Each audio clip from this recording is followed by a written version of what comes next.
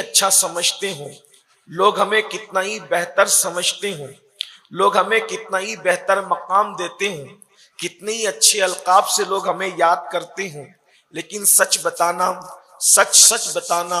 اپنے ضمیر کی عدالت میں اب خود کو تصورات کی دنیا میں کھڑے کر کے اپنے دل سے پوچھیں، کیا واقعی ہم اچھے ہیں؟ لوگ ہمیں جیسا سمجھتے ہیں واقعی ہم ویسے ہی ہیں؟ اور ایک بات یاد رکھیں، انسانوں کے درمیان انسان چاہے جتنا اچھا بن جائے لیکن انسان اچھا نہیں ہو سکتا اس وقت تک جب تک وہ اللہ کی نگاہ میں اچھا نہ بنے، اللہ کے رسول کی نگاہ میں اچھا نہ بنے۔ اے خاتون جنت رضی اللہ تعالی عنہا کی کنیزوں، ذرا اندازہ تو کریں، اگر لوگ ہمیں دیکھ رہے ہوں تو ہم اتنا سنبھل کے چلتے ہیں کہ ہمارے پیر بھی نہ پھسلیں، اگر لوگ ہمیں دیکھ رہے ہوں تو ہم بڑا لقمہ بھی اپنے منہ میں نہیں ڈالتے، بڑا نوالا بھی اپنے منہ میں نہیں ڈالتے کہ لوگ ہمارے بارے میں کیا رائے قائم کریں گے۔ اللہ اکبر۔ لوگ دیکھ رہے ہوں تو سنبھل کے چلنا، لوگ دیکھ رہے ہوں تو بڑا لقمہ بھی منہ میں نہ ڈالنا۔ اللہ اکبر۔ لوگوں کے دیکھنے کا اتنا خیال ہے اور اللہ ہمیں دیکھ رہا ہے، اور اللہ کے دیکھنے کے باوجود، اس یقین کے باوجود کہ اللہ دیکھ رہا ہے، اس کے بعد ہماری کیفیت کیا ہے؟ اللہ اکبر۔ اگر مرد ہے تو وہ عورتوں پہ پاپ کی نظر ڈال رہا ہے، اگر عورتیں ہیں تو وہ مردوں پر غلط نظریں ڈال رہی ہے۔ اللہ اکبر۔ لقمہ حرام آج ہمارے پیٹ کی زینت بن رہا ہے، گندی زبان آج ہماری پہچان ہے۔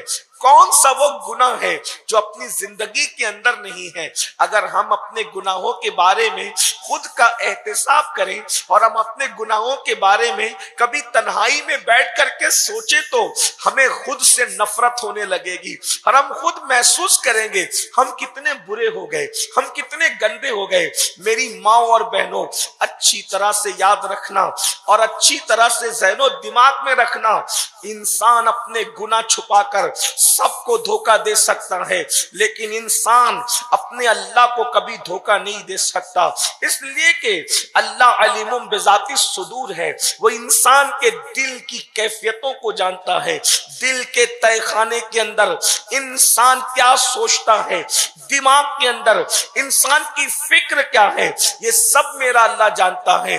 وہ عالم الغیب و شہادہ ہے، اللہ اکبر۔ وہ غیب کا علم بھی رکھتا ہے اور شہادت کا علم بھی رکھتا ہے، اس سے کچھ چھپا ہوا نہیں ہے۔ رات کی تاریکی کے اندر کالے پتھر پر جو کالی چونٹی چلتی ہے، میرا اللہ اس کو بھی دیکھتا ہے، اس کے چلنے کی آواز کو بھی سنتا ہے۔ اللہ اکبر۔ میری ماں اور بہنوں، بتاؤ، اتنے جرائم اور گناہ کرنے کے بعد پھر بھی انسان غافل ہے، پھر بھی انسان یہ تصور کرتا ہے کہ ہم جنت میں جائیں گے۔ یاد رکھنا، جہاں گناہ ہے وہاں فنا ہے۔ اللہ رب العزت ارشاد فرماتا ہے، وہ بہت دن تک گنہگاروں کو ڈھیل نہیں دیتا، وہ بہت دنوں تک گنہگاروں کو چھوٹ نہیں دیتا، وہ بہت دنوں تک پاپ اور جرائم کرنے والوں کو مہلت نہیں دیتا۔ ارشاد فرماتا ہے، ان بطش ربک لشدید، تیرے رب کی پکڑ بڑی سخت ہے۔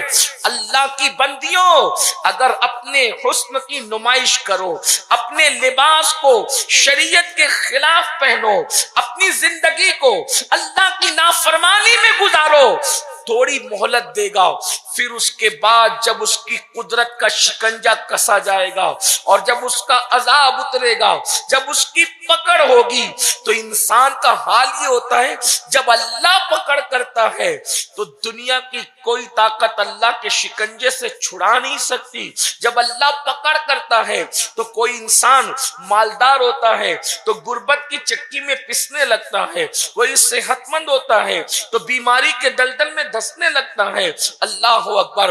انسان کو صحت کے دور میں، انسان کو جوانی کے دور میں، انسان کو طاقت و قوت کے دور میں پاپ کرنا اچھا لگتا ہے، جرائم کرنا اچھا لگتا ہے۔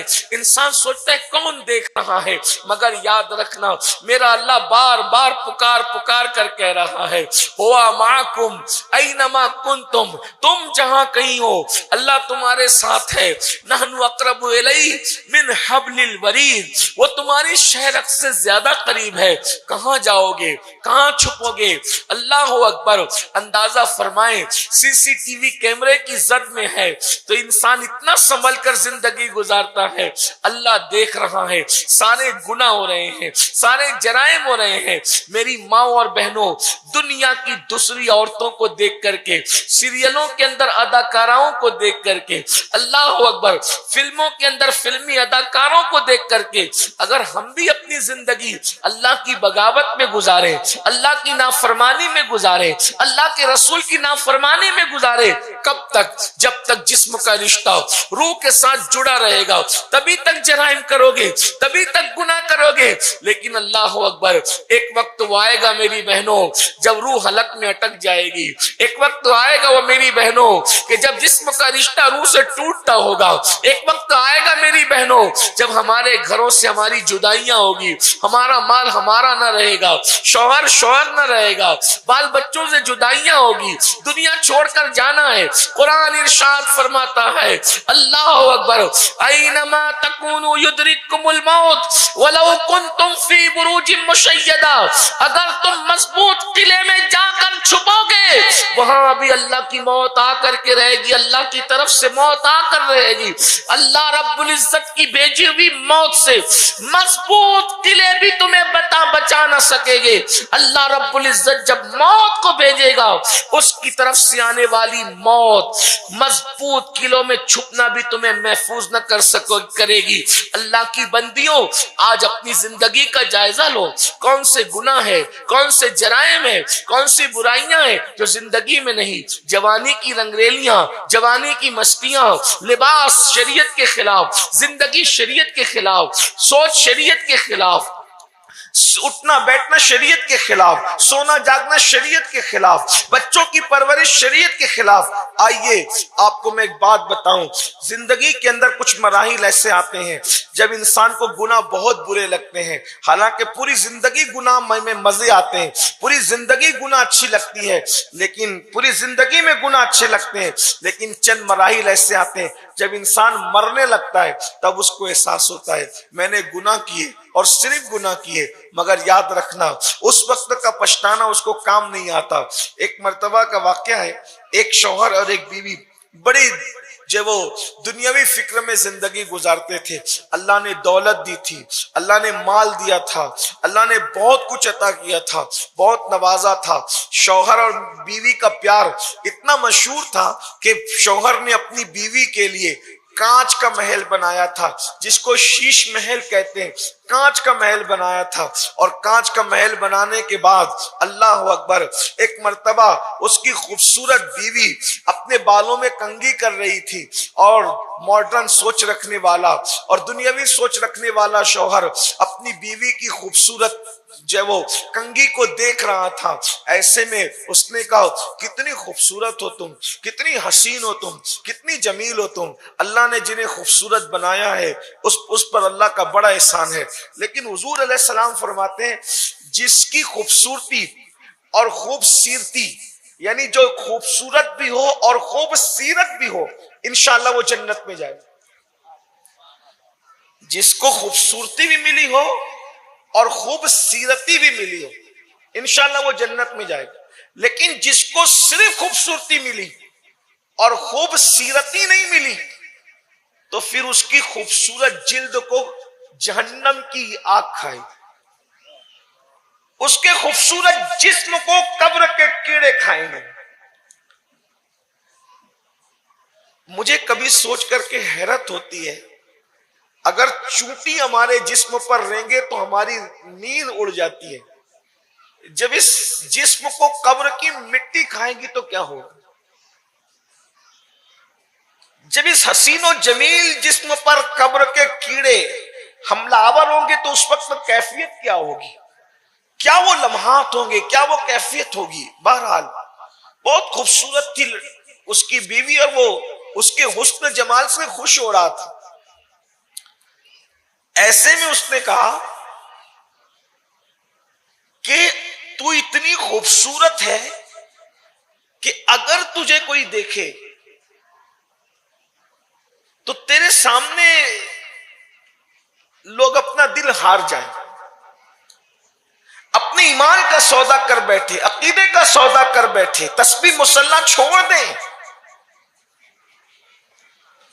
ایسا کوئی نہیں ہے پورے بغداد کے اندر جو تیرے حسن و جمال سے متاثر نہ ہو.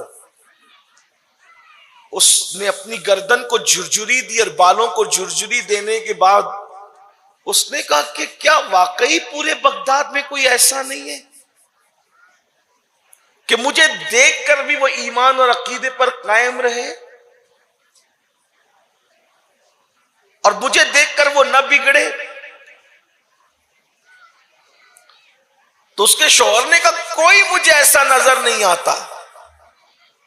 تو اس کی بیوی کی زبان سے نکل گیا، کیا سید الطائفہ کہنے والا جنید بھی اگر مجھے دیکھے، میرے حسن و جمال کو دیکھے، تو وہ بھی اپنے دین، عقیدے اور نیکی اور تقوی پرہیزگاری پہ قائم نہ رہ سکے گا؟ شوہر دنیا دار تھا اور اس نے سید الطائفہ جنید بغدادی کو اپنی طرح سمجھ رکھا تھا. اس نے کہا تیری خوبصورتی اور حسن و جمال بھی ایسا ہی ہے کہ شاید جنید بھی اگر تجھے دیکھ لے تو وہ صداقت، دیانت، امانت، تقوی اور پرہیزگاری پہ قائم نہ رہ سکے. تو اس خوبصورت اور حسین و جمیل لڑکی نے کہا تو کیا ہم قسمت آزمائی نہ کریں جنید کے پاس جا کر اور نہ دیکھیں کہ جنید کیا کرتے ہیں؟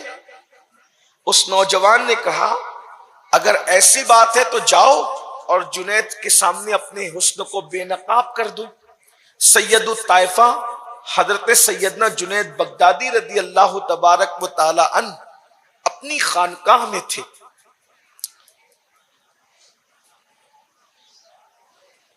جب یہ لڑکی خانقاہ میں پہنچی تو خانقاہ میں پہنچنے کے بعد اس نے حضرت جنید سے کہا کہ جنید ایک مسئلہ پوچھنا ہے، کیا آپ مسئلے کا جواب دے سکتے ہیں؟ سید الطائفہ حضرت جنید بغدادی نے فرمایا کیا مسئلہ ہے؟ کہا کہ میں آپ سے تنہائی میں مسئلہ پوچھنا چاہتی ہوں، آپ تنہائی میں جواب دے تو مہربانی. آپ اٹھے اور کنارے کی طرف گئے تو اس نے اپنے چہرے کو کھول دیا اور اپنے حسن و جمال پر چونکہ بڑا گھمنڈ تھا، بڑا غرور تھا اس کو، اس نے اپنے چہرے کا سے جیسی پردہ ہٹایا حضرت جنید بغدادی نے نظریں نیچے کی، فرمایا استغفر اللہ کیا کر رہی ہے؟ کسی عورت کو زیب نہیں دیتا کہ کسی مرد کے سامنے وہ بے حجاب اور بے نقاب آئے. تو اس نے فوراً کہا جنید میری اتنی خوبصورتی اور حسین و جمیل صورت کیا تمہیں متاثر نہیں کرتی؟ کیا میں اپنے جسم کو تمہارے سامنے پیش کرنے کے لیے آئی ہوں اور تم میرے جسم سے لطف اندوز نہیں ہونا چاہتے؟ یعنی اس نے ڈائریکٹ حضرت سید الطائفہ جنید بغدادی رضی اللہ تعالیٰ عنہ کو بدی کی اور بدکاری کی دعوت دی اور کہا جنید میری خوبصورت آنکھیں دیکھو، میری حسین آنکھیں دیکھو، میرے بال دیکھو، میرے نرم اور ریشم کی طرح بال دیکھو، میرا خوبصورت سا چہرہ دیکھو، میری نرگسی آنکھیں دیکھو. اس طرح سے گویا کہ وہ سید الطائفہ جنید بغدادی کو اس نے گناہ کا، بدی کا آفر کیا. حضرت جنید بغدادی نے جب دیکھا کہ یہ مکمل شیطنت کا آلہ کار بن کر شیطان کے ہاتھوں اغوا ہو چکی ہے تو آپ نے فرمایا اے لڑکی تو اتنے مقدس مقام پر مجھے گناہ کی اور حرام کاری کی دعوت دے رہی ہے، میں تجھ سے 3 سوال کرتا ہوں، اگر تو میرے 3 سوالوں کے جواب دے دے تو پھر شاید میں کچھ سوچ سکوں. بتا جس بدی اور زنا کی دعوت تو مجھے دے رہی ہے تو یہ گناہ تجھے آج اچھا لگ رہا ہے، اگر تیری روح نکالی جا رہی ہو، تیرے روح اور تیرے جسم کا رشتہ ٹوٹ رہا ہو، حضرت ملک الموت تیرے سر پہ کھڑے ہوں اور جس وقت تیرے جسم سے روح پرواز کر رہی ہو تو کیا یہ گناہ تجھے اچھا لگے گا جس کی تو مجھے دعوت دے رہی ہے؟ اس وقت بتا یہ گناہ تجھے کیسا لگے گا؟ اس گناہ کے بارے میں تیرا کیا خیال ہے؟ جیسے اس نے حضرت سید الطائفہ جنید بغدادی سے موت کا ذکر سنا تو فوراً لرز گئی اور اس نے کہا جنید اس وقت کس کو گناہ اچھا لگتا ہے؟ میں تھوڑا سا اپنی بہنوں کو بھی بتانا چاہتا ہوں کہ یہ مت سمجھنا کہ ایک انسان پلنگ پہ لیٹا ہوا ہے، ایک انسان چارپائی پہ لیٹا ہوا ہے اور بڑے سکون سے وہ دنیا سے جا رہا ہے۔ نہیں نہیں، یہ نظروں کا دھوکہ ہے۔ جب انسان مرتا ہے، جب انسان کو موت آتی ہے تو انسان سب سکون سے نہیں جاتے، بلکہ اللہ کے رسول سچے نبی صادق و مصدوق صلی اللہ علیہ وآلہ وسلم ارشاد فرماتے ہیں، اللہ اکبر، کہ انسان کے ہاتھوں کی طاقت، اس کے پیروں کی طاقت، اس کی زبان کی طاقت، اس کے چیخنے چلانے کی طاقت اللہ سب چھین لیتا ہے موت کے وقت۔ اگر انسان کے ہاتھ پیر زبان کی قوت اور طاقت اللہ نہ چھینے تو انسان موت کے وقت جنگلوں بیابان میں پاگلوں کی طرح چیختا پھرے۔ موت کے وقت تلوار کی 313 ضربیں ایک انسان کو لگائی جائیں تو اتنی تکلیف نہیں ہوتی جتنی تکلیف موت کے وقت ہوتی ہے۔ میری بہنوں، مجرموں کو، زانیوں کو، شرابیوں کو، اللہ اکبر، اللہ کی نافرمانی کرنے والوں کو موت کے وقت کتنی تکلیف ہوتی ہے یہ تو وہی جانے یا اللہ جانے۔ لیکن میری بہنوں سنو سنو، اللہ اکبر، حضرت سیدنا عمرو ابن عاص رضی اللہ تبارک و تعالیٰ عنہ جب دنیا سے تشریف لے جانے لگے، یہ وہ صحابی ہیں جن کی فضیلتیں اللہ کے رسول نے بیان فرمائی ہے، جن کی شان اللہ کے رسول نے بیان فرمائی ہے۔ مصر کے گورنر رہے، مصر کے فاتح رہے، اللہ اکبر۔ عمرو ابن عاص سے ان کے شہزادے حضرت سیدنا عبداللہ ابن عمرو ابن عاص نے پوچھا، بابا موت کی تکلیف کیا ہے؟ مرتے وقت کیسے لگتا ہے؟ تو حضرت سیدنا عمرو ابن عاص فرماتے ہیں، میرے بیٹے، اگر زمین اور آسمان انسان کے سینے پہ رکھ دیا جائے تو کتنی تکلیف ہوگی، ویسے ہی میں موت کے وقت کی تکلیف کو محسوس کرتا ہوں۔ اللہ اکبر۔ اندازہ فرمائیں، روئے زمین پر اللہ رب العزت نے زمین کی پشت پر اور آسمان کے نیچے انبیاء کے بعد صحابہ سے بہتر مخلوق پیدا نہیں فرمائی۔